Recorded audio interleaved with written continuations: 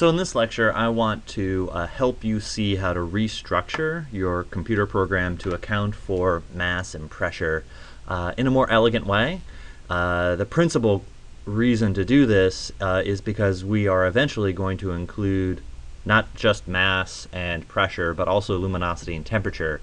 And having four variables and doing Runge Kutta correctly is difficult and much easier, much more elegantly done if you structure the information well.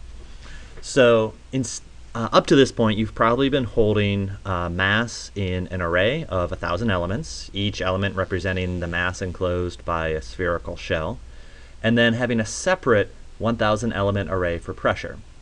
Instead of doing that, what I am showing you here is a computer program that I wrote that stores the mass and the pressure in a two-dimensional array.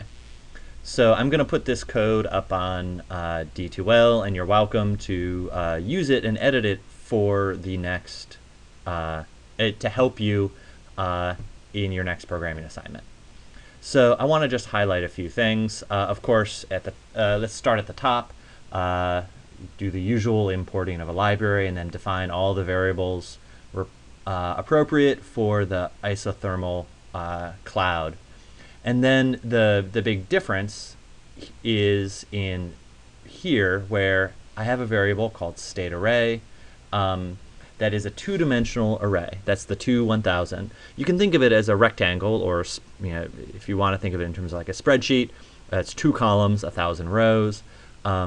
And the first column represents the masses, that is all 1,000 masses, and the second column would then represent 1,000 pressures.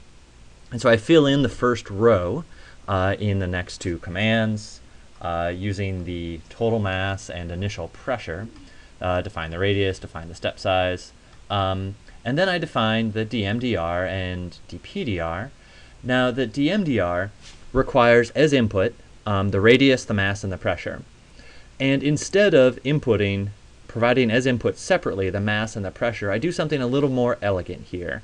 Instead, I use as input to dmdr the radius and then a row from my two-dimensional array. That is, the variable state represents a row from my two-dimensional array. The first element in state is the mass. In that row, the second element of state is the pressure. And so therefore, in this next line, I calculate the density, which is equal to pressure times the average particle mass divided by kT. The pressure is stored in the second element, which we use the index 1 for state. So state bracket 1 represents the pressure in this row. And then, of course, I calculate 4 pi density times r squared to get the change in, or to get dmdr.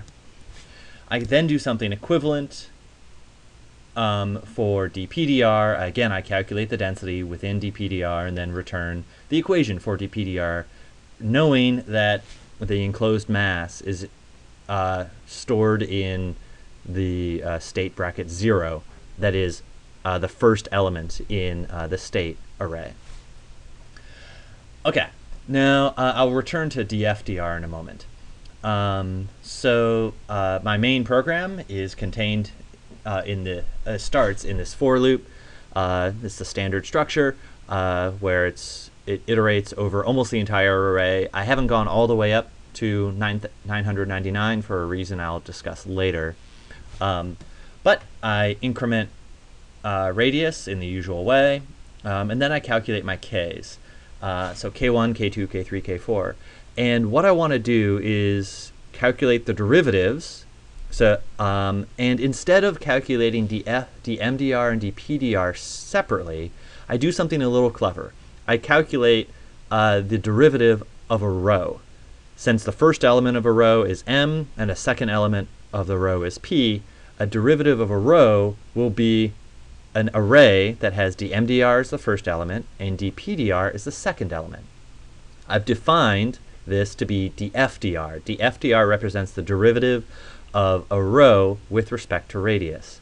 and I've defined that above in this for loop. So the definition of dfdr requires r as input, the state as input. I guess it doesn't require I as input. I could just exclude that.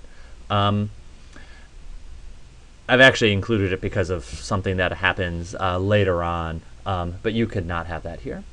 So I want to return, a DFDR should return the derivative of m and the derivative of p in the first and second elements. And so what I do is just DFDR invokes dmdr and dpdr. I have to surround it with this word array, and that's just some Python computer science stuff, that just having something in brackets doesn't create an array in the way that we've been using arrays. It creates something different that I don't really want to go into, because I just don't care that much about data types in Python for this course. You're welcome just to copy this structure, or if you want, you can look up, formally it's a NumPy data type called, I think, numarray.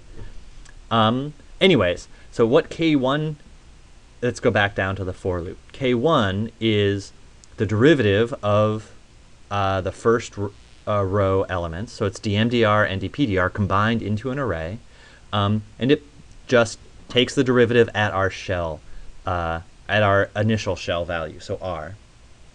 K2 then does a half step, so we have to increment r by a half step, and then state array we have to increment by a half step, so we do state array using the previous elements, the initial values, the initial mass, the initial pressure, and then do plus h2 over k1, where k1 itself is a 2-element array, and that represents the derivatives dmdr and dpdr. We then do something equivalent for k3, where we use k2, which is k2 now is again a 2-element array that represents the derivative of dmdr and dpdr. And then k4 does the same thing, and then we can calculate the next row value in that line after k4 by using the previous row value, state array, and our derivatives. There's a little bit of language or structure here that I haven't talked about before. When I do state array bracket colon comma, what this structure does is give us the row. So the colon what that means is give me both the first and the second elements in the row. And I plus 1, of course, refers to the I plus first row. So what this line does is take one row that is both it gives an array that's 2 elements long that represents the ith row, and then increments it according to this, where k1, k2, k3, k4 are all 2-element arrays that are added together appropriately, added to the previous row, and then stored in state array bracket I plus 1. That is, they're stored in the next row. So what this does is use a previous row's mass and pressure, calculate the derivatives and the standard Runge cutaway to estimate the mass and pressure of the next row. It does this for 950 rows. I cut it off early because the pressure and mass both do unphysical things at the origin, and it makes the plotting look weird to include that. I then did a little bit of fancy plotting. I created 2 plots. I plotted both mass and pressure. I divided by the maximum so that I could put them on the same plot without the y-axis being annoying. The mass, of course, are in standard units much larger numbers than the pressure. So I just divided by the max. And then I included a legend because I wanted to be fancy. And so the plot here, the blue line represents the mass. The mass, as we've seen before, goes negative, unfortunately. The little dip here is occurring because I didn't calculate the last 50 elements.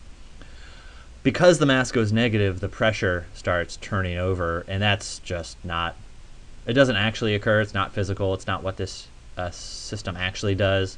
And so the really probably after row 800, the results are not terribly trustworthy.